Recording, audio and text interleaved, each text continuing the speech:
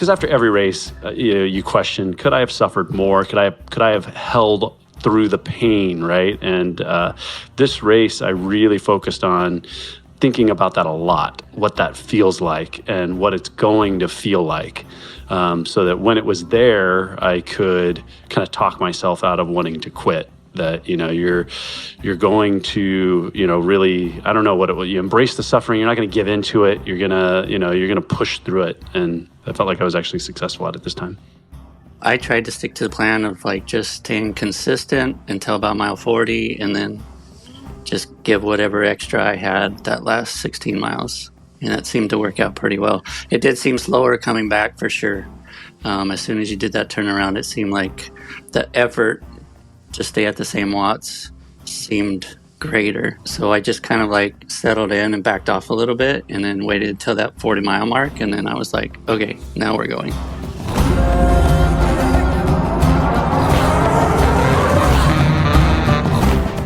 Welcome to the Yogi Triathlete podcast. I'm Jess, and I'm not really your host today. Today, I'll be handing over the reins to my co-host, coach, and soulmate, BJ, so that he can facilitate the Smackdown of Ironman 70.3 Oregon, which just happened about 48 hours ago.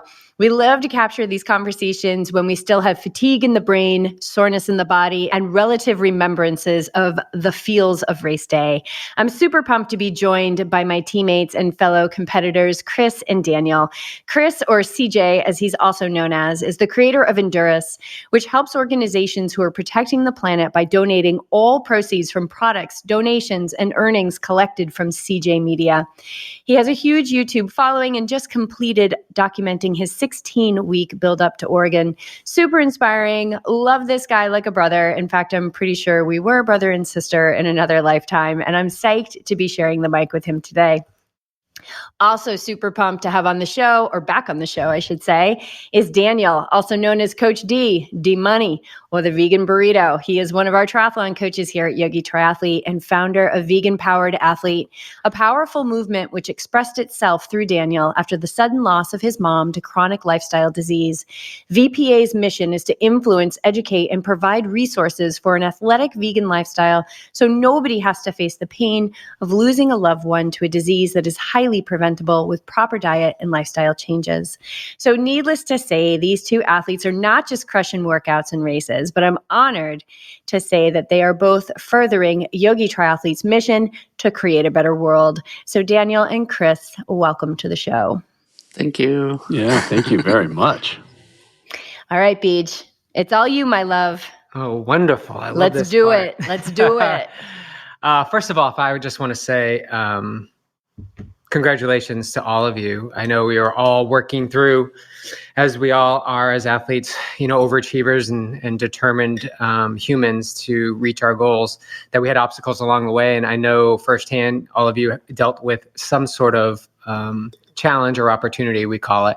And just to show up on the start line healthy, happy, ready to go, fit and strong, mindset is clear. It takes a lot. And all three of you did that. So I just want to say congratulations on that. I mean, completing any race that you line up at is pretty stellar. And to finish it strong like all three of you did just makes it that much more worthwhile. So excellent work. And as your coach, all three of you, I am extremely proud.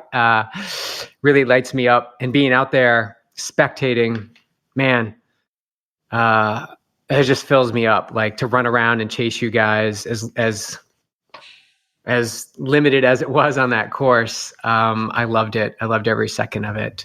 And so to dive in, first of all, let's start with just the morning, getting there in the morning and getting ready for what was, there was a lot of chatter about the swim. I think there's a lot of factors that go into it, water temperature, and in this particular instance, it was the current and the buoys and the sun in your eyes and the little trail that you had to run up. So what was your experience like for that river swim? And specifically, I want to start with Daniel and then Chris and then Jess last. She had no previous experience in the water. You both raced it last year. So Daniel, how was that experience, and did it throw you for a loop?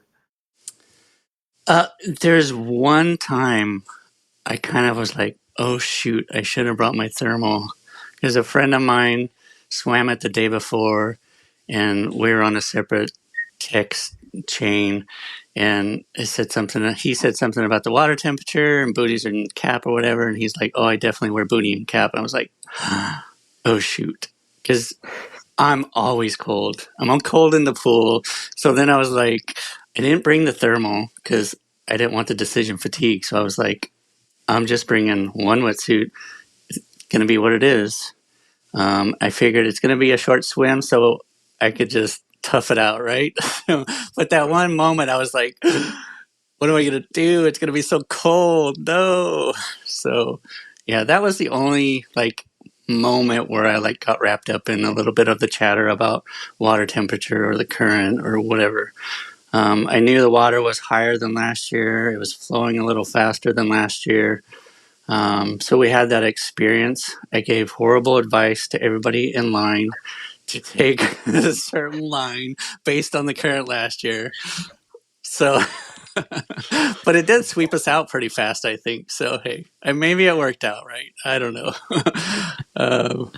But yeah, I mean, and just, it's a mile and 1.3 mile walk, which is a great warm up. I mean, there's no negativity in my mind about the walk out there. And then, just being in the environment with fellow yogi triathletes was great because kind of they buffered that chatter around us a little bit more, I think. So, I mean, I think I was calmer going into that swim than probably any other race.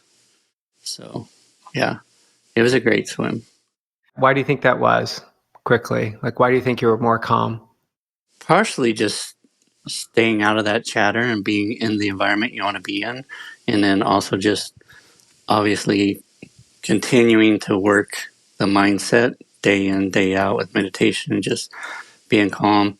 I slept probably better than I've ever slept for a race the night before for some reason. Went to bed really early. Didn't talk. I think both of you guys were a little shocked when I'm like, I'm going to bed. You're like, what? I had literally just woken up from a nap, and you're like, good night. Yeah. So the morning was great.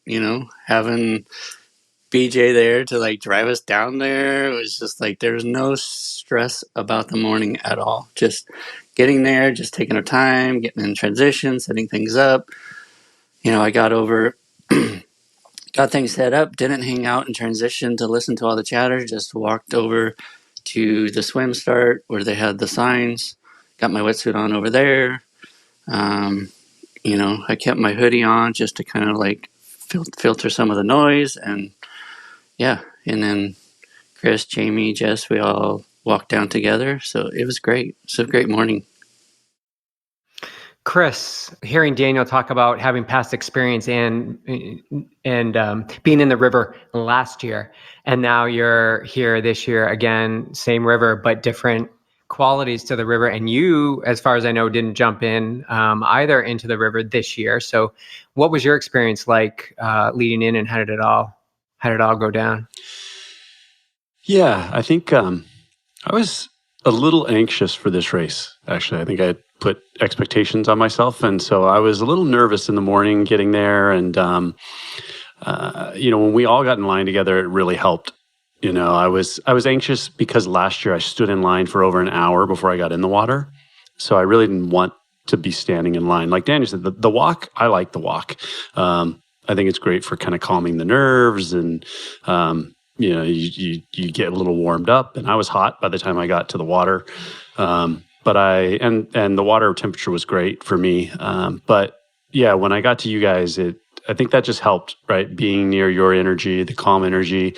I was trying to not overthink it and just, but I wanted to get down to the water early because I didn't want to stand in that big line. That was one of my big goals. And I think when we all got together and we started heading down, I mean, we headed down as early as we possibly could, right? We were right at near the front, and the walk was great. The only, I would say the thing that was interesting to me is going down that ramp. It's a really steep ramp, and it felt really rushed. Like they were trying to get us down that ramp as fast as possible. And I've never been rushed into a swim, and really not knowing where I'm getting in the water. That was totally different than last year. Last year, you kind of went down and there was a beach almost that you could stand on. And then you lined up like three by next to you, and they did the every 5-second thing like they most of the races. This, you got to the end of this little tiny floating dock, and it was like jump, right? There was no real pause, wait. It was just like go, go, go, go, right? And you, I had no idea how deep it was because last year was so shallow. Last year when I got in, they were same thing, was just go, go, go, go, go. As we got down to that beach, and they were like, just go, just go, just go, just go. So similar to this year. So for me, it was like, it was the same, but we jumped off of a little deck this time versus like walking onto the beach and then going. Sorry, you had no idea how deep it was. No. You had no idea how deep it was going to be. I was, when I hopped off, it was, I would have expected to possibly touch the ground, but it was pretty deep and really fast. And just like you, Daniel, I had told everybody, shoot for the left buoy. Yeah. And as soon as you hit that water and I was aiming towards it, you got sucked to the opposite side of where you were supposed to be. Yeah. And it looked like everybody went off course immediately. And I spent most of the swim trying to stay on the right side of the buoy. I think I put a lot of energy in that, trying to be where I was supposed to. But the water temperature was great for me. It was plenty deep. And overall, I think the swim went really well. Let's jump to Jess. Jess, first experience at Oregon and first triathlon first half Ironman in 5 years. What was your take on the river swim? And based on you didn't get in and you didn't do it last year. So it just felt really good to be there. It felt like my return to this distance of racing felt right on time. I just felt like I slid into this moment of my life that was like, oh my God, yeah, she nailed that. That was perfect timing. Like it just felt so good to be back. And I love, like, for me, there's just nothing like having your teammates out there and being with them and seeing them and doing the pre-race workouts with them and, connecting. And I love that. And so I was already in this energy of just joy. And I always like to discern that joy not as an emotional state, but joy as a state of being. Like joy as just like total contentment. I was exactly where I wanted to be at that moment in my life. And so I guess it was maybe about, almost 2 weeks ago now, that last kind of hard swim on that Thursday swim that you had us do. I can't remember what the sets were. They were 300s or something like that. I can't remember what the sets were, but I was really in the set, and I just, all of a sudden, I think I told you this, I got like transported, and I was like in the river, and I've never seen this river before. And I was in the river, and I could like smell the water, and I could see the trees and the bank of the river. And I thought, oh, well, this is going to be cool. Like on July 10th, I'll get to see what the actual vision is like and see. And so it was it. Like as soon as I saw that river, I was like, that was the river that I experienced that day when we were in the pool. So that was kind of cool. Not uncommon to experience things like that in my life. Like it was there, and like it was like I could taste the water, and I got several mouthfuls of water, and the taste was spot on as well. So the walk down was like, of course, my yogi self, I was like, oh, this is going to be great. It's like a pilgrimage. And I'm pretty like high energy in the morning. Like I'm pretty excited. Like I definitely am in that happy state of being. I had already done the pre-race pranayama exercises. So I felt like my lungs were just open and I felt very relaxed, and I was just super happy.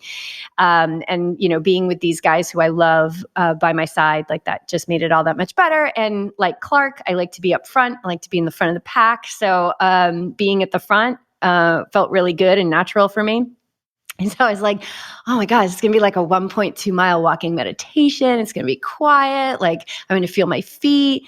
And then like we go over the bridge and everything's good and we're having a good, and then it starts getting like a little aggro. Like now it's like I feel the pace is getting picked up and then it, like, right, you guys? We just and kept then, walking faster and faster. Yeah, I was like, what is Well, the people deal? were going up the sides, right? So everybody wants to cut up the sides, and then the pressure is on to like start the race right there. Yeah. Yeah. Like the race started and we're not like, I'm still in socks and my Hokas. And I was like, what is up? By the time we got to the morning clothes bags, like we were at a pretty good clip at that point. So there was that part of me that was just like, oh my God, everybody in your lack mindset about like not going to be at the front or too many people are going to pass. Like, so that was kind of like a little bit of mental work too. It's like, hey, you're in this environment. You put yourself in this environment. Like you love to be competitive. You want to also go fast. So don't resist this, this pilgrimage that turned into, I think when we started, we were like 15 people deep. And then by the time we got there, we're like 150 deep. We're like, what happened?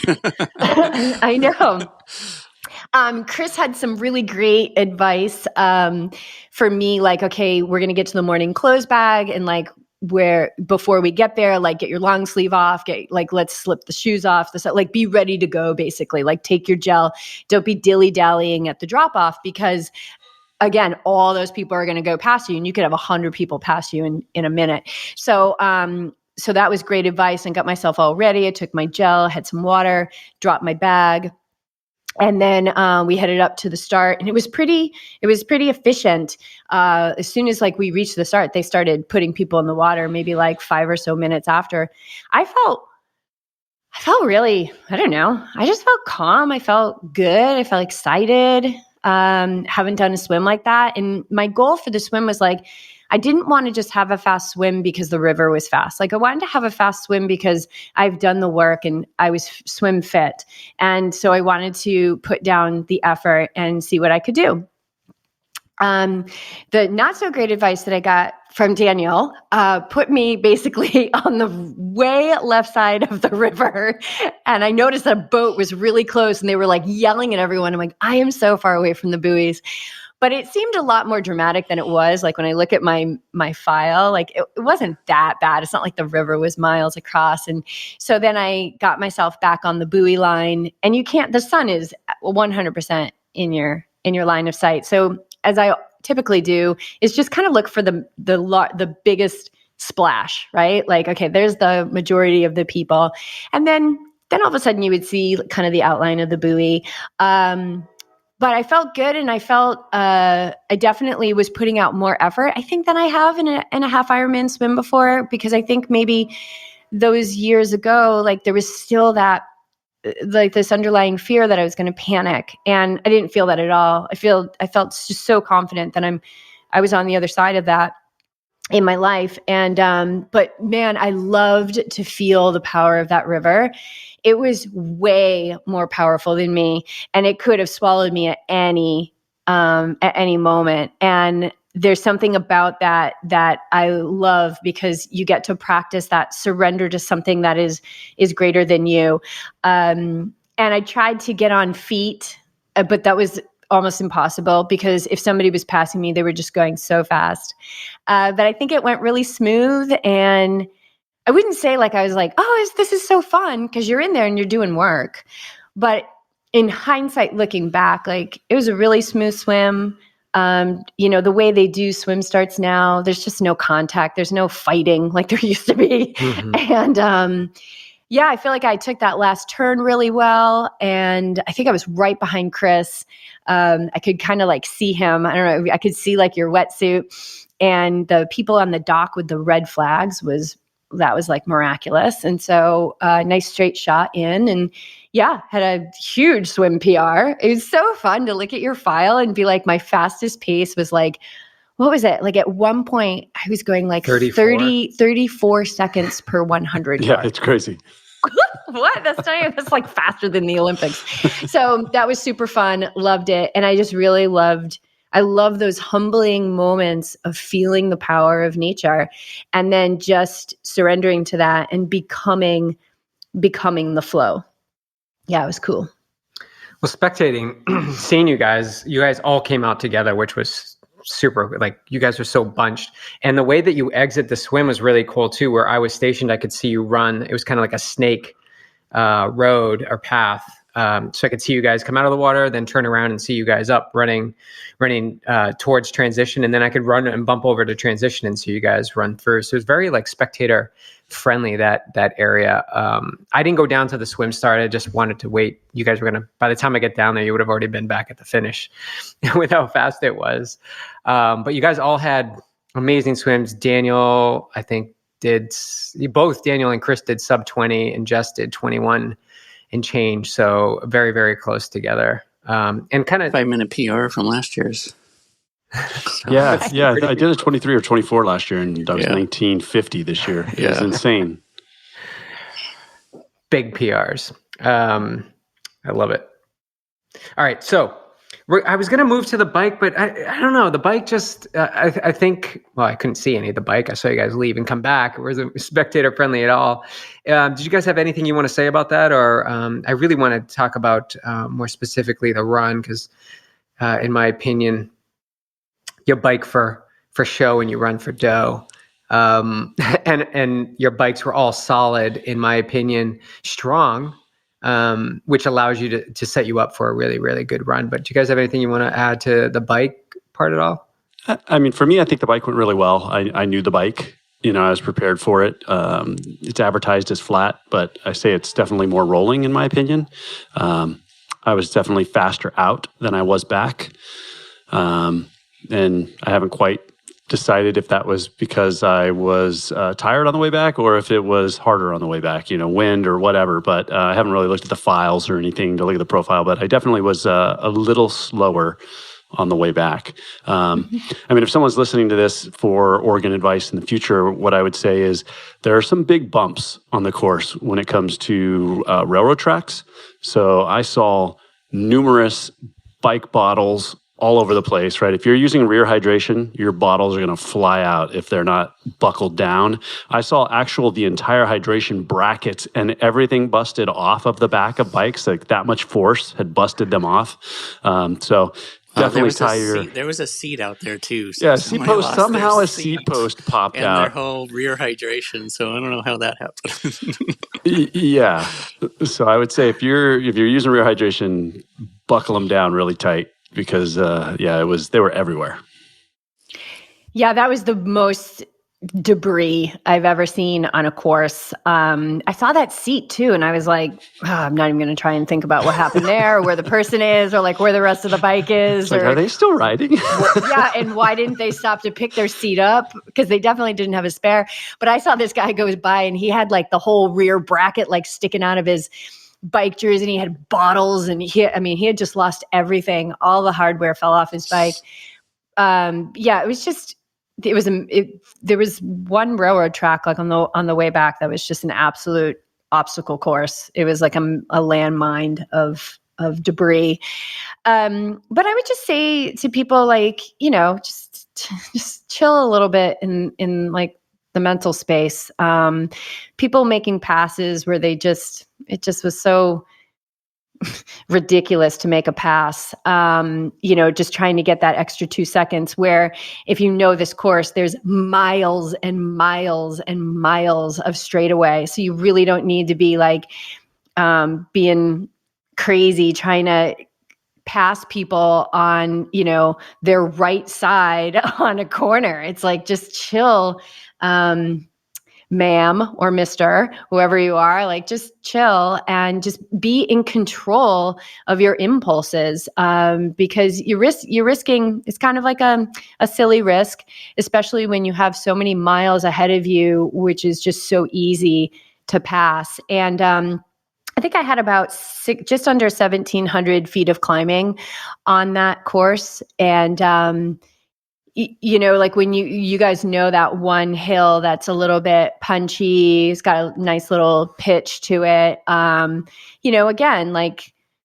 train the mind, like control the mind, because the complaints were just ridiculous. Like people just complaining about this hill. And it's like, You can complain, or you can take that energy and you can use it to get up the hill faster. I mean, it's really your choice. But on this same token, beautiful, beautiful, beautiful course. Loved it. I too was a little bit slower on the way back, just by a couple minutes. But I don't think it was a technical course at all. Just be awake and ready for what's ahead. Yeah, you definitely want to temper your effort on this course because most of the hills are up front and then you got some flats with some winds, but then the headwinds are worse coming back. So I tried to stick to the plan of like just staying consistent until about mile 40 and then just give whatever extra I had that last 16 miles. And that seemed to work out pretty well. It did seem slower coming back for sure. As soon as you did that turnaround, it seemed like I was the effort to stay at the same watts seemed greater. So I just kind of like settled in and backed off a little bit and then waited until that 40-mile mark. And then I was like, okay, now we're going. Yeah, it was interesting because the three of us, Jamie, you and I, all got on the bike pretty similar time. Jamie had a better bike. I haven't looked at what his time was, but it was better. He came in. He definitely moved forward on the bike on me. And but you and I mean, I think I could never see you other than at the turnaround. But when I got back to transition, you were right there, and you actually passed me in transition. I didn't see you as soon as we left. Like the first mile, you're like out of my sight. I was like. I took my first couple miles and I was just refueling and to get, and I knew those first couple miles, the roads are a little rough getting out of town. So I'm like, I'm just going to take this opportunity now to just like get my heart rate down. Cause that was the fastest sprint out of swim to transition I've ever done. I fumbled around in transition, lost, maybe I'm half of 30 seconds to a minute, but then, so I wanted to just like make sure I was fueled for the bike. And then get on the bike. And when I looked up and like, you were gone. I'm like, you're out of sight already. And then it's about the last like 2 miles. I was like, oh, I kind of got a glimpse of like the color of your kit. I'm like, oh, is he right there? I'm like, yeah, that looks like Chris. I'm like, sweet. I thought you were like freaking like 10 miles up the road. You guys weren't that far apart because I saw Chris and then I saw you, Daniel, afterwards. It wasn't, I can't remember how many minutes, but not that far. Because I missed them at the turnaround. So I was like, I saw Jamie, but then I didn't see Chris. So I was like, where's Chris? Maybe Chris passed Jamie. I don't know. No, I was trying, but I never did. Yeah, you guys were close all day. The tracking was awesome. Like to see you guys grouped together. Even the start, I swear, you guys were all like swimming together, like in a pod. That's what it looked like on the tracker. And then on the bike, you three, Jamie, Chris, and Daniel were all together. I had no clue on the swim that everybody was like right there, like together, and no clue. Like you couldn't like see anything. So. Yeah. Well, when we first jumped off the dock, to kind of speak to that, I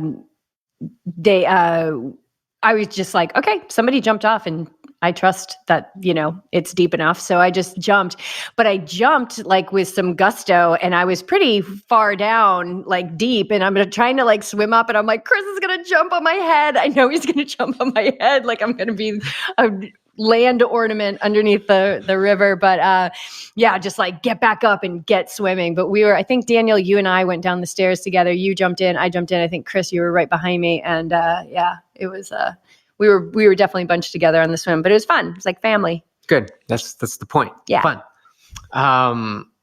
All right, so you guys are off the bike. All you guys are safely off the bike. I always love it when I see everyone come in off it in one piece and safe and charging hard, and sometimes going to the bathroom as you're running to your gear, hopefully. So now you're transitioning and out on the run. So you guys all fired down that path where I saw you. It must have been right after you go into the run out banner. You guys were trucking, and I know it's like a slight little hill, and then it like you can bomb down and then to the bridge. So Chris, start with you. Like how'd you take it out of T2 and how did your run progress? Yeah, no, I felt on the way back from the ride, in my mind, I started worrying, okay, did I overbike this a little bit? Because I was feeling like it was hard coming back. But I got out of the run and transition went pretty smooth. Got right out. still slower than Daniel. He got out in front of me, even though I came in on the bike early. He was out. So as I came out of transition, when you were standing there, you said you're in 20th. And that just like lit a fire. And it was just like, okay, how many people can I wheel in? And for the first 9 miles, I felt no pain. I mean, I was just running. I felt so good. I was smiling.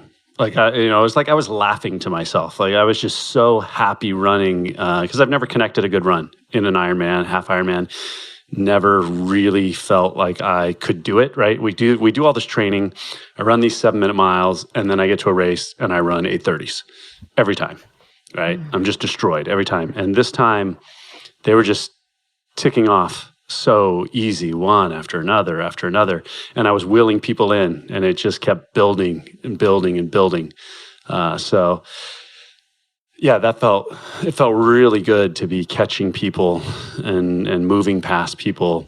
And then the second lap got harder, right? There's more people on the course, and you're kind of weaving in and out of people that are moving slower than you, and they're side by side. And but overall, I mean, the course is beautiful. The path was beautiful. All of that was great. Around mile 10, I started to feel my body. I started to feel it. I was hurting. And what were you feeling? Like what? Well, it started with I have this nagging kind of tendon issue in my right foot, kind of near the ankle bone that starts to hurt, and that started hurting. So I was really focused on calming my shoulders, calming my breathing, and just trying not to pay attention to it, right? Just keep focusing on what I'm doing. I've come this far. I think I've always given in to the suffering. There's always something that hurts too much, and I give into it. And I just decided that wasn't going to happen. It was.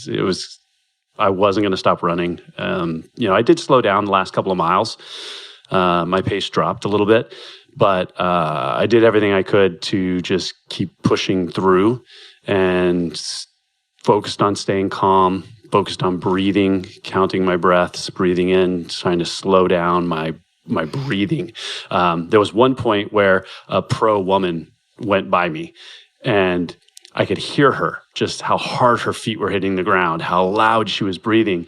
And it just kind of brought it back to me to really focus on calming down, moving smoothly, slowing my breath down. And overall, it just helped me get through those last really painful miles that typically I would have given in to that pain. So really so nothing, I shouldn't say nothing is different, but a big shift has been the shift from the sensation you're feeling and not indulging it, but trying to shift focus elsewhere, even though you're still feeling that sensation in the foot ankle area. It's still there. It's not gone, but you're just using your tools to sort of redirect the mind into something else while you're doing it. Yeah, 100%. A lot of the tools that I've worked with you and Jess on, right? Just redirecting the thought cycles and focusing on trying to be calm, focusing on my breathing. I think I went into the race feeling really good and feeling confident, but still in my mind, this history of never being able to run. And so this was kind of, it affirmed that, I can do what we do in training. Right. And, I think I realized it by the time I got to that 6 miles, and it's like, I'm still doing this. It was a major boost, I would say, for me as far as in my confidence in running.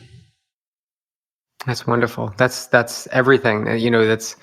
But you had to put yourself in that opportunity again, even though your mind believes you have terrible runs, you still had to go to the next race, to go prove again, give yourself a chance, give yourself an opportunity to change that story. And you did. So this is such a great lesson for athletes out there. You work hard, yeah, but you're not owed the outcome. Like you still, anything can happen on race day. And in this experience for Chris, you were able to have an amazing run. And that means that this can happen again, many, many times.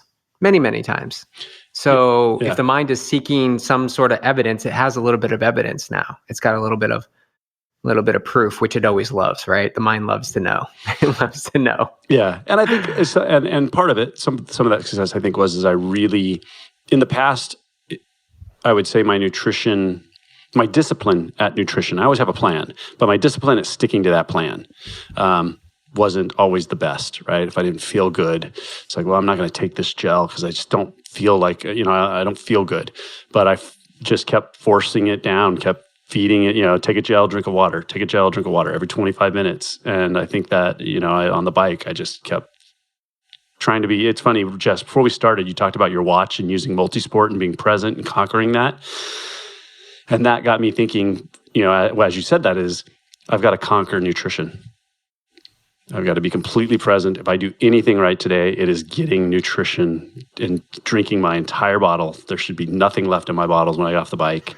I should have no gels left. I'm taking 4 with me. I better take all of them. And yeah, I did it. And you saying that kind of like prodded me to figure out what my mission was that day, or what I was going to be present and focus on.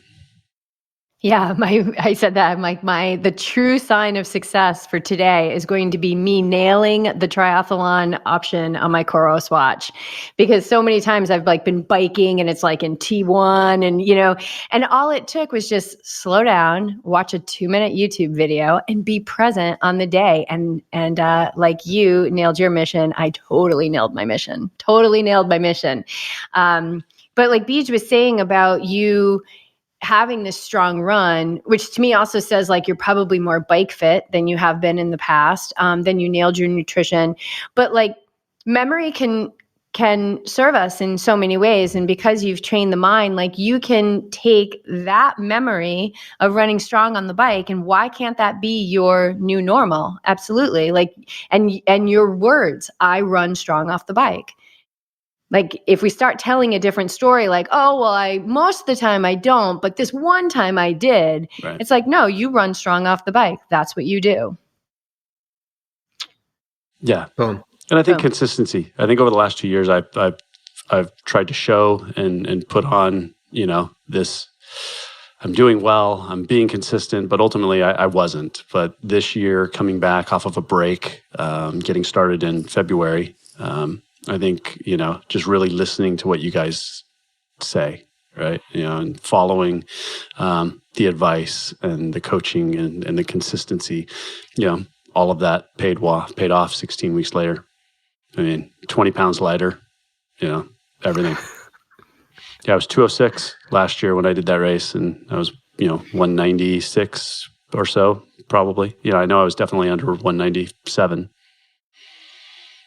Yeah, everything comes into play. Everything factors in, and just building on what Jess was saying, like pay attention to what you're doing, and it means every step along the way. And yeah, there's going to be moments you don't pay attention and you go into automatic mode.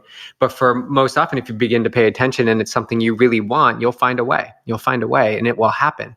Again, you got to put yourself in that opportunity though. So yeah, that was such a great win. And talking about the bike, yeah, maybe your bike wasn't, you don't see a tremendous increase in time on the bike, but are you more bike fit, which allows you to run to your potential? I think this is the biggest thing that we all get caught up in, is racing for that bike split and then suffering on the run and then beating ourselves up that we don't run well. But are we bike fit? So are we biking to our potential?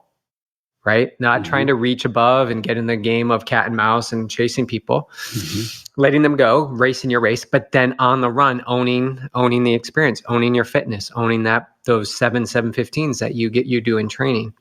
Yeah. I think that's a big element to success on race day. It's a triathlon, and you build, in my coach's opinion, is you build throughout the day. You build on the swim, you build to the bike, and then you finish strong on the run. Like it's a momentum thing that you carry with you. And I only got to that way because I was completely opposite. And what I was seeing was the complete opposite. Like you just try and live through the swim, you crush the bike, and then you suffer on the run. So I think there's something to be said for finishing strong. What? You look confused. Yeah, because why would you do that to yourself? Like what? Because you are confident in your bike, so you believe that you might as well bank some time on the bike because you're going to suffer on the run. And the way I look at that is like, if you're confident on your bike, okay, good, put that in your confident file, and now go take your go get the run file where you're not confident and start working on that. And how do you work on that? I know. Yeah. Just we're so silly as humans. There's a belief out there that the run's going to suck anyways, so you might as well go as hard as you can and bank the time on the bike. Doesn't need to be that way. I would question that myself. I mean, all the work we did on power and really focusing on power zones, previous to my new bike, right? I've got power and all of these things. Speed was always on my mind. I've got to hold 21 miles per hour. I want to hold 21, right? And regardless of what power is, I've got to, I'm focused on that. And this time around, we did so much work on power, where I should be, all the training, and I just ignored all of that, right? And if my power was too high and I couldn't shift down and maintain that power, then I wasn't focused on speed. I was really focused on just holding that power the entire time. And, it spikes, obviously. There's climbs, there's surges, there's things like that, whatever you're doing. But I really, really focused on kind of holding that kind of 200 mark, which is what I was focused on. And yeah. And go figure, you hit 21.5 miles an hour. So I think, and it's just a number, right? Power's a number, heart rate's a number, speed is a number. And you play in that game. And I think, we shifted to watts in a specific, range, but it also was, I think I had you go out and just ride for feel sometimes, like feel that what you're doing on the trainer, go carry it out to your ride outside. And I think that relationship really just builds confidence in the athlete to know there is no wrong or right. It's just come back to the moment. Am I giving my best? Am I turning the pedals over as much as am I fueling, every 15, 20 minutes? So yeah, super, super important. Daniel. Yes. Anything? Yes. The run. You are coming out hot on that run. What was the? That was the best feeling I had on that entire run. So I had mixed emotions for sure on that run. And Chris ticked me off really quick. Like within the first half mile, he was like, phew, he was gone. Well, I told Chris to catch up to you and stay with you. I didn't tell him to pass. No, I came up and I was like, are we going to do this? And I thought that was going to light you up, but I knew already I was kind of going at a quicker pace than I should be, or what I felt I could sustain for the 13 miles. So I just kind of cruised at that pace for a couple miles. And just, but like I said, mixed emotions about the entire run, even though it was a fantastic run. And same as Chris, it's I think I ran a minute per mile faster than last year's run. So it was a great run for me. And I've always struggled to get under an 8-minute pace during a race as well. Where it's in training, it's there. I feel great. It's easy in training. And then you get to even though I might feel okay in the race, for some reason, the pace doesn't match the effort in the race. So, and that same pro female passed me. And that was she was stomping, but not the stomping, but the effort that you could feel coming from her was the feeling I wanted in that race. And that's why I had mixed emotions, because it was the last 2 miles of St. George for me. It was that feeling was the same as that female that passed me. And that was the feeling I was going for in this race. And I just couldn't get there. I just didn't have that gear this time. So that's where the mixed emotions came from. And it was a great race overall. Great run, great bike. Great swim, so I'm totally thrilled with it. But there was something about mile 10, because that's where I kind of hit the wall too, and my pace completely dropped. Yeah. I was looking at the splits, and I keep questioning, and I just let it go. But if you look at the splits, there's that third one. It was way faster than everything else. And I even looked at Justin Metzler's, right? It said he was running like 4:30s or something.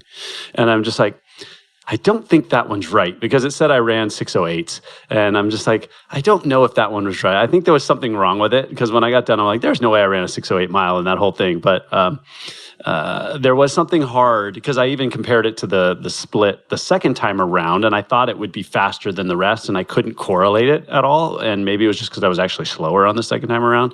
But there was definitely coming out, it was getting hotter, and you hit that stretch to the porta potties, right? Where you're going to go home at that point. You don't have to make the second lap. You're not going on a third lap, right? And it was just hard. That was a very hard area. That road really was exposed. hard last year. That road was, if it's the same road I'm thinking of, weren't we on that road last year too? And that road was just difficult last year too for some reason. But yeah. Is it a slight pitch? Is that why? Is it slight false flat, or is it just the energy that's there?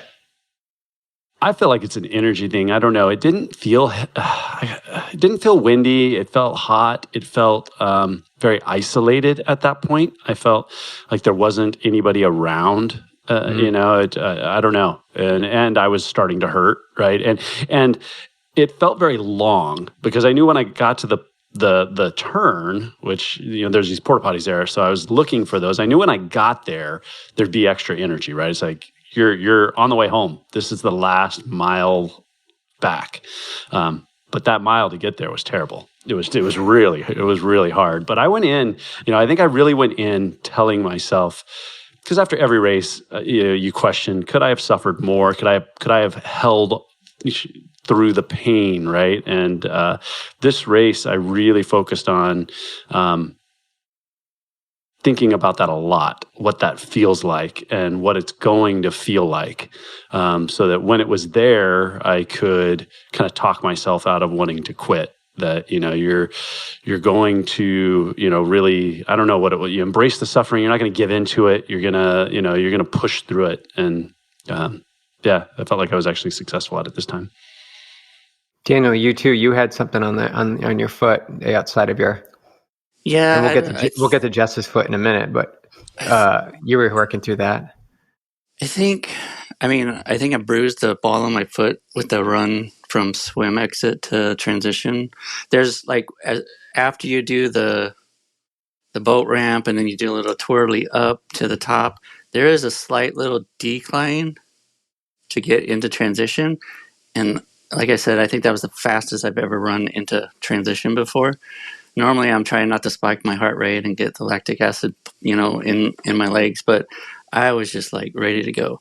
And so I was running, but that cement, I think I just bruised by the last it was 20 rough feet. I was like, oh no, that hurts really bad. And I got on the bike and I could feel it on the bike, with every pedal stroke. I was like, and I've had something similar years back during a full Ironman. And it just bothered the entire time. So in the back of my mind, I was like, I hope this doesn't bother me on the run. But sure enough, it was like a searing pain every single step. Like I was stepping on coal or something, like a hot coal. So there was that factor as well. And I think that took away from me being able to get into the right mindset and because I really didn't lock onto a mantra this time. Usually I'm able to lock onto a mantra and just get into the zone and distract the mind and just go. But this time I struggled with that. I could not for some reason, I don't know if it was every step that just searing pain brought me out. It was just I ignored it as best I could and I just kept, running my pace. And I was just hold on for, the next 6 miles, 5 miles, 3 miles, whatever. And it was just, so there's that. And the second loop was definitely more of a struggle. There was parts of the first loop where I was able to surge and I was like, okay, this is a good section to surge. in the second loop, I wasn't able to. Like, I just didn't have, like, my hips just did not want to move. Like, my mind wanted to move and my energy wanted to move, but my hips didn't want to move for some reason. So, yeah. So there was that. And then you asked about nutrition before. I definitely did not nail nutrition on the run like I normally do. For sure, I nailed it on the bike. When we first ran out that first mile, I did take in some nutrition, and then I had a buffet in my pocket, so it was there. I just didn't reach for it for some reason. And I really wanted to like get through aid stations as fast as possible. I ran through every single aid station and just grabbed Coke and just one sip of Coke, dumped water on my head and ran. And that's all I fueled with. So, and it was like Coke was like hard to find. Like they weren't like, they were like hiding it. It's like Coke, Coke, Coke. And it's like, nobody's paying attention. You finally It was like the one table where nobody was near. stationed it. Yeah. Like they were obsessed with water, and I was like, you need to get obsessed with Coke for sure. So normally I fuel with the Coke, and then I take in either gels or blocks, whatever. And I had them in my pocket, but I just did not want to like slow down for some reason to like reach back in my pocket. So I think part of that at mile 10 was the nutrition, because I definitely started feeling a little lightheaded, and I was like, okay, I need like some calories. So at that point, I grabbed a pack and I took in 4 blocks. And normally, I'll wait 45 minutes to an hour to take another 4 blocks, but I think I got 10 minutes down the road, and I was like, okay, I'm going to just finish this whole sleeve off. And I took the rest of the blocks. So within the next 10 minutes. So I think that was partially, and then the heat was starting to build at that point. So just the lightheadedness and all that combined. I just don't think I took in enough calories for sure at that effort that I was putting out. Yeah, and that makes sense. I think as you move forward, I mean, you're already at 3.5, 4 hours of training, and you're asking your body to do a lot. That's when we're really trying to temper that, put calories in, but you don't want to cramp, you don't want to upset the stomach, but you need to keep surging, you need to keep pushing, but you don't want to overfill and feel that sloshy gut. So I think there's that fine balance of massaging that relationship with what you need in calories and what fuels to take in. But also, it sounds like you were holding out strong for the cola. Like, to me, it's like, well, they're going to have cola. And that's a great fuel source. You can do it. I think I've done it many times, but it's got to be available, and you gotta get a lot of it in. And so, and everything is different. Every race is different. Every run has a different challenge. I definitely didn't focus on cooling myself like I normally do in a race. Like, I always put ice in my hat, and I didn't do it this race. So that could have been a little bit because my head felt hot, even though my core body, like I was dumping water on my head, but that would, dissipate. And the fabric in the kit, as long as it was wet, was keeping my core body temp cool, but my head was like hot. So that could have been some of it too. Yeah, I think hot's definitely a heat. The sun beating down and the heat, just the sure heat out there, and it was going to heat up the next day. Can definitely, most certainly plays a factor in how your body reacts and regulates itself. Yeah, but that last mile seemed like the longest mile ever. I was like, I'm so accustomed now to like finishing strong and like just like like you hit that last 2 miles and it's like, all right, this is your moment, like just pick up the pace and you just go. But this time I just did not have that extra gear, like I said. In that last mile I was like, come on, pick it up, just go. So it's like I felt the effort increase, but I still never got to where I wanted to be. Like that feeling I had the last 2 miles at St. George was just like, yeah. Yeah, I don't think I've ever gone down a red carpet like in agony. Like my face felt like it was in agony. My body felt like it was flailing. I told BJ, this guy that looked like he was in my age group, I went by him and then he kind of just kept kind of hanging on, and I felt like he was going to pass me like right at the end. So I was just like determined, there's no way you're going to pass me. But I think I came across it like finish line pictures. I look terrible. My body's, the video of me, I'm like flailing as I come across the line. It was just like, oh my, thank God there was not another mile. Because if there was another mile, I don't know. That's what it takes. That's what it takes. Yeah. Jess. Yes. Run. Fill me in. I too believe that I bruised the ball of my right foot on that concrete. And I came out of the swim and I was running and I'm thinking to myself, because I've been doing a lot of work with my posture and mobility and getting my hips situated, letting my feet relax when I run. I've been doing a lot of work around this, and I've had some pretty extreme foot pain in both of my feet now for a while, and it's really dissipated. And so when I came out of the swim and I was running, I was like, this is amazing. Like my feet feel so good. And then I hit the rougher concrete. And I was like, oh, this feels a little rough. Like, okay, it's all right. It's okay. And then, so what I did was I had my left foot in the grass and my right foot still on the concrete.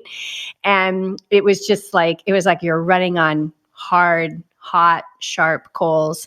And then could feel it like when I came in, got on the bike, and I could feel pressure in that shoe. I wouldn't say it was pain, but my feet were kind of numb. Like I didn't really have much of a feeling in my feet for the whole ride. So I came in, got off the bike. I had taken my shoe, got out of my shoes while I was still on the bike and dismounted the bike. And as soon as that foot hit the ground, I was like, whoa, what is that? That's new. Like that's not the pain that I have had in the past. And so got out on the run, but my feet were still pretty numb. And I was like, all right, it kind of felt like I had a rolling pin like underneath the ball of my right foot. And I was like, all right, it'll dissipate. I'll get the blood back into my feet. But once I got feeling back into my feet, it was like a 15 on a scale of 1 to 10. It was like making me nauseous, the pain. So it was wonderful because I got this opportunity to just witness it, to just witness the body, to witness like I was saying to myself, what meaning are you giving this? What meaning are you giving this pain? What is this? It's electrons, protons, and neutrons. That's all it is. It's atoms. It's energy. And so the meaning that you're giving it is what's making you suffer. And so I would bring my awareness up to the center of my forehead, right above my eyebrows, and I would be there, and I would just work on these cues that I've been working with Lawrence Van Lingen, like relax your chest, shift forward with your hips, and then your feet will be relaxed. And then I would notice that I wasn't really noticing the pain. And then boom, it was like getting hit by a Mack truck. It was just like the pain was there. And so when I look at my paces, super steady, just really, really, really painful in the right foot. It still is painful. I definitely bruised it. But nutrition was spot on. Totally agree with the whole Coke situation. I learned it at the first aid station I went through, and they were like, water, ice. I was like, oh, ice, that's a good idea. So I put it down my kit, and it held really nice. I always put it down the front, but I put it down the back, and that felt amazing. And I was like, Coke, Coke, Coke. Any Bueller, Coke, anyone? And so I was like, okay. So then I thought, all right, note to self, like when you're coming into the aid station, just start screaming Coke. And it was always the table that somebody had to like run over or whatever. And then on the second, so on the first lap, so you do these 2 loops in this park, and it's so beautiful. It is getting hotter though. Like there's less shade than I had remembered when we were out there riding in the morning. And the first loop, like I just ran through every aid station, was taking the Coke. On that aid station that I missed the Coke, I had a cola gel. So I took that. I was like, that'll do. And I felt amazing. Like from basically everything in my body felt incredible. Things that typically always are sore, my neck, hip flexors, fatigue, all of these things, there was none of that. And I would say I absolutely attribute that to this nutrition that I was using, this right stuff, that was developed by NASA. It's It's unbelievable. I think it was absolute game changer for racing. My body felt so good. And then I just had this like level 15 pain in my foot. It was so hot and it hurt so bad. And so the second loop, I would get to the aid station and I would, at last chance trash, I had this mental thing like last chance trash. Okay, foot, this is your last chance to just relax and before we hit it again. And I would give myself 5 breaths. I just stood by the trash can, closed my eyes, and gave myself the most patient 5 breaths, long exhales, and then I would just charge out of there. So although my paces look consistent, and those, like you were saying, Chris, like the first mile, it's got me clocked like much slower. And then that third one, it's got me clocked much faster. So, but according to my watch, it was really, really consistent. And so I was actually running faster on the second loop, but I was stopping at that last chance trash. Okay, foot, last chance, like let it go, relax. And it would give me exactly what I needed. Like it would take the pain down to about a 7, sometimes even lower, but then it would come back. And then unlike you guys, like those last 3 miles and that last mile felt so short and I was able to push the pace and I remembered it being longer and it was so short. I was like, oh my God, I'm already here. And then you see the bridge and I was like, my God, the bridge shouldn't be coming this fast. And it's like, it just keeps coming so fast. So that was like a totally different experience that I think I've ever had. Like the last mile never feels short. And this one felt so short. So I'm really, really, really happy with my run. I did have a goal to break 2 hours, which based on my training, I took 5.5 weeks off from running after Mendocino in April, like 5.5 weeks, and then started to build back into this and then doing all this work to kind of posturize my body and everything. And so breaking 2 hours was a nice reach. And maybe if I didn't have the pain, I could have done it. Maybe not. I have no idea. But super happy with the pace and the way that it went. But just really so impressed by how I felt. And I think that was obviously mindset's huge. It's so big. My mindset was, my mantra was just joy. And I just kept thinking joy. So even like when I was in the level 15 pain, it was still joy because it's this opportunity to release and let go and detach. And those are tenets of my life, to let go and surrender and detach. And so here I am, I get this opportunity to do it. And so to me, that is joy.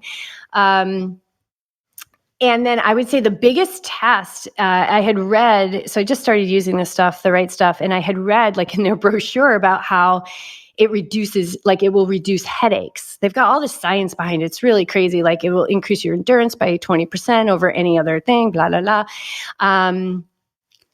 But I mean, every race I've done for the last 2 decades, I have extreme headaches after the race, like up my neck, a lot of pain, like decreased mobility, and it's so hard to sleep because my head is just pounding all night long. I had nothing. So I'm looking forward to racing again. And, it's everything. It's mindset. It's my health. It's my mental nutrition. It's my physical nutrition, not just on race day, but every day. But I definitely think that this stuff gave me an edge I hadn't experienced before. And so I mixed a packet of it in each of my bottles during the bike. And then I had a really concentrated gel flask, which I just shoved down my sports bra. And then I would take little hits of that, but no cramping, like muscle fatigue. It just wasn't there. So it'd be interesting to see like in another dimension what I could have done without that foot pain. But I think I'm very pleased. I'm very, very pleased. I feel really good. I was very present and the mind was just very calm. It was very calm. And that's just over a decade of tuning myself to calmness. And so calmness is not like, It's not that I don't care. It's not that I'm lethargic. It's none of those things. In fact, calmness in the teachings that I've received is invincibility. And so as an athlete, I would think that that would be of particular interest to people. That calmness really is its invincibility, because you're just completely in control of where you're going in that moment in your life and how you respond to it. Yeah, I think mindset, I think we all can agree the role it plays in the elements of racing, and training and life and everything. But if we're talking about endurance sports and the athletes, determination and will to be better and to display that on race day, it really comes down to how you manage your emotions and how you react to the circumstances and challenges that present themselves. And I think you all did an amazing job of that. And you do it throughout training. We do it through our daily life. And that's where you practice it. You don't show up on race day and say, well, I'm going to be mindful on race day. I'm going to not worry about the guy who keeps drafting off the person in front of me. I'm not going to worry about that.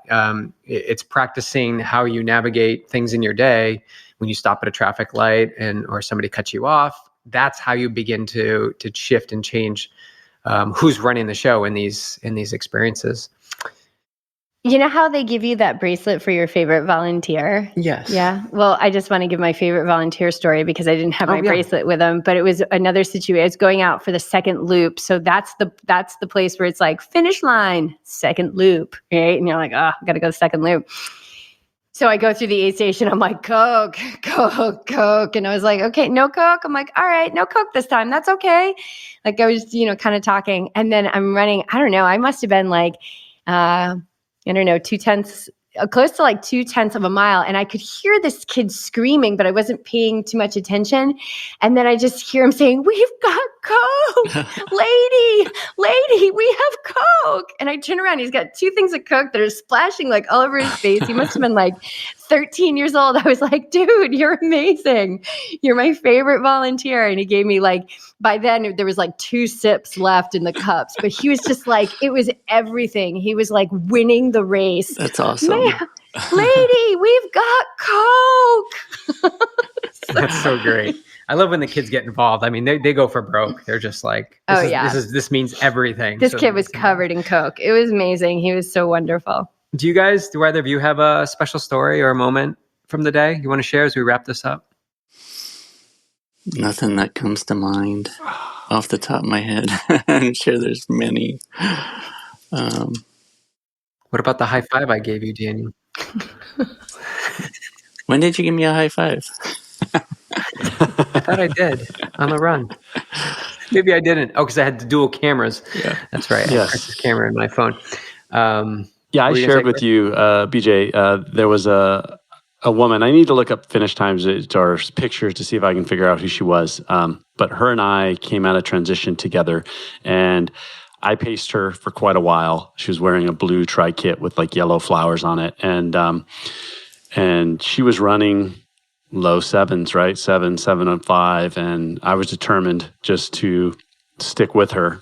And at some point on the second loop, or on the backside of the first loop, she was slowing down, and I came up and started talking to her, and I'm like, "We got this. We're gonna do these 7s the whole way." And she's like, "I don't know if I can keep it up." And I'm like, "Nope, we got it. We're just gonna keep willing them in."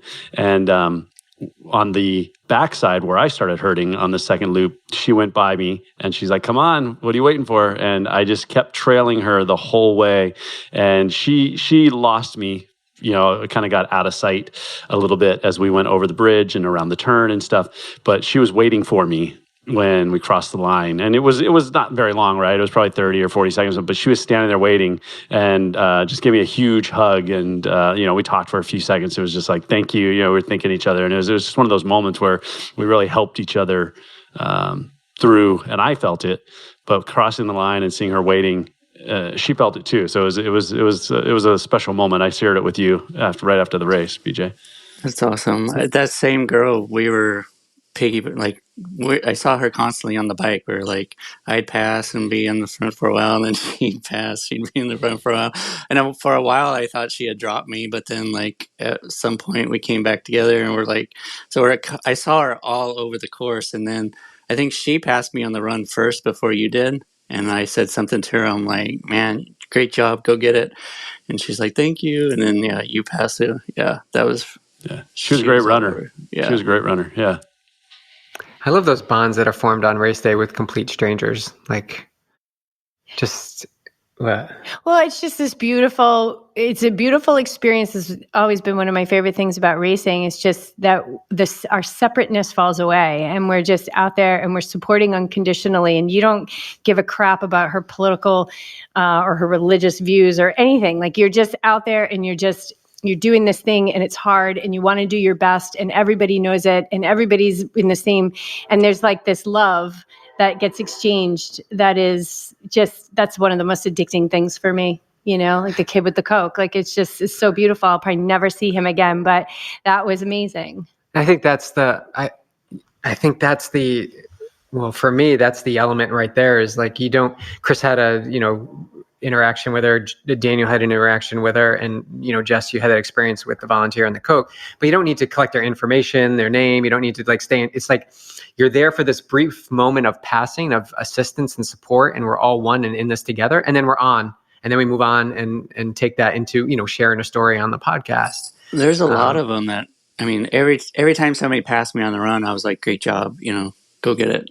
And they either comment or not comment, but there was a bunch of them that were like, hey, great job on that bike. And I was like, oh, like sometimes you don't recognize that you're in kind of the same mix out on the bike, and then like you're on the run and you're in the same mix on the run, and then same thing afterwards. People were like, hey, you did a great job on that bike or whatever, and it's like, wow.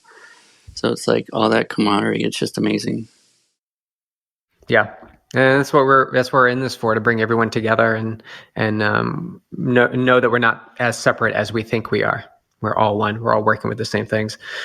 I want to just address, we had one question from Bobby. He said, I noticed that all of you started together in the chute. How did that play into everyone's attitude and race strategy? So to wrap this up, how did that play into it? And I think you guys sort of touched upon it with the energy, but let's get your each perspective. Let's start with Jess. Yeah, I just felt like I was getting flashbacks to growing up. I grew up like on a boat. My dad was a big fisherman, so we'd always be on the boat every weekend and just jumping off the boat with my brothers and sisters. And that's kind of what it felt like, just jumping off the dock with my brothers and sisters and going out and having an adventure and an experience in the water. So I loved it. Like I said, that's one of my favorite things, is doing a race as a team. And I'm just just jumping out of my shoes about Santa Cruz, where we're going to have over 20 of our teammates. Can't wait. That's going to be so incredible. And so we got a little bit of a taste of that. And, race strategy, like I had been joking with Daniel as we trained together in the pool every Thursday, that it was like, you're going to be pulling me, I'm going to be on your feet and all that. So there was a part of me that's like, where's Daniel? Where's Chris? I want to get on their feet. I thought about that too after I jumped in and I was headed towards that first buoy. I'm like, because they rushed you out so fast. I was like, oh shoot, where's Jess? She's going to get on my feet. Yeah. So as far as race strategy, like it was just, it influenced the strategy, I think, just because my mindset was that much more joyful at the beginning of 5 hours and 45 minutes of racing, because that's what it was. It was there was no soft pedaling. Like, it was 5 hours and 45 minutes of racing for me, for sure. Daniel? Jess kind of nailed it. It's just being in that energy around, the teammates was great. We had kind of like a fist bump right before we headed down that ramp, and that was, great. But as far as race strategy, starting out with everybody really didn't change my strategy. I was there to race my race, and I was just there with my friends. So. Chris? Yeah, I think it was very calming for me. Yeah, I think having you guys there helped with the nerves. It, your energy all was very calm, but strong, confident, right? It was fun. But it kind of helped calm my nerves a little bit, because one of the goals I had for this race was get through the swim without panicking. I've had a problem with, after about 500 yards or meters, I'm suffocating. I can't catch my breath. I'm so panicked. And we did a lot of work on that. BJ had me doing a lot of stuff when I would do open water swims and things like that. And I never felt that. Never felt the urge to need to slow down to catch my breath, or, I was swimming hard. We were moving fast, but I was still swimming hard. And so I felt that really calm in the water. And I think being around you guys prior to that, that was checked off one of my three goals. So. Yeah, I think in calm, we talk about this a lot. In calm, there's power. So continue to look around and see the energies of the people and environments that surround you, and take a temperature gauge. Do they feel good, or do they not feel so good? And continue to do that, and continue to move towards the ones that do feel good, that support you. And I know said, it was kind of like a buffer zone. We had like our group, and it was kind of like a buffer zone from all that external like chatter and like energy. We had our own energy going on. Yeah, we totally did. I definitely was like, had us surrounded like in a bubble of light, us. And otherwise it's like a history session. Oh, well, 2014, and when I did this the other day, and it's like, oh my God, why are we all talking about the past, man? Just be here right now. It's like a historical seminar. It is. And I experienced that as well in the line for the Porta-John, which was a great time to do my pre-race pranayama. That's when I did it, because then I got to enjoy just communing with these awesome studs on the way to the swim, the pilgrimage that turned into like a race pace walk. Yeah. Awesome job, guys. Just a little shout out, Chris, like amazing to wrap up this 16-week focus for you and shift in attention into what you really wanted. And it was served up to you on one day where you collected, a slot to 70.3 Worlds in St. George. So yes, you'll be joining Daniel and myself and a few others from the team. So amazing. But also you'll be going to Finland in 2023 in August. So Daniel and I need to get our butts in gear to come join you for that one. And Jess. Oh, I'm going anyway. Even if I'm just going as Chris's roommate, I'm going. Heck yeah, you are. Yeah, that was incredible. I mean, it's still not completely sunk in. Congratulations, Chris. Thank you. Awesome. Yeah, it was funny on the drive back, because I had these 3 goals, right? It was, and qualifying wasn't one of the goals, right? It was something I wanted, but I wanted to drop the weight. I wanted to get through the swim without a panic. I wanted to go sub 5, and all of those happened. And the qualification happened. And I mean, I was chasing that. That was a goal, right? It was an ultimate goal, but it wasn't necessarily the goal of this race. And because I booked all these other races for the next year, I've got all these races stacked up, right? And now all of a sudden, on the drive back, it's like, well, what's my next goal, right? I kind of took care of the whole year with this race. So it's pretty exciting. I've already been thinking about that for you, Chris. So we'll have a chat about what those experiences will be like. I'm going to stand on that podium. Yes. Yeah. Absolutely. 100%. Yeah. But congratulations to everybody on the team too, as well. Like, it was great to see some yogis out there. And next up, Santa Cruz. My goodness, it's going to be a big yogi pod out there. I just booked my room like right before this. So yes. Oh, nice. I think we should just book we should just get a house in Finland and then just let the universe organize those qualifications on our behalf. Yes. But let's put the sign out there. All right. Yeah, we're all in universe, multiverse. All right. Thanks, guys, so much for your time. And I appreciate your trust and belief in Yogi Triathlete. You guys are shining examples of what we are doing here. And we can't thank you enough. Thank you. Thank you. We appreciate both of you.